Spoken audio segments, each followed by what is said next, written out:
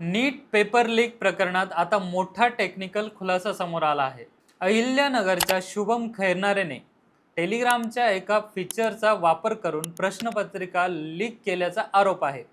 तपासात समोर आलं की टेलिग्रामच्या लार्ज फाईल शेअरिंग फीचरमुळे 4 GB पर्यंतच्या हाय क्वालिटी PDF फाईल्स सहज शेअर करण्यात आल्या। व्हॉट्सअपवर मोठ्या फाईल्सची मर्यादा असते, पण टेलिग्रामवर मूळ क्वालिटीमध्ये फाईल्स पाठवता येतात।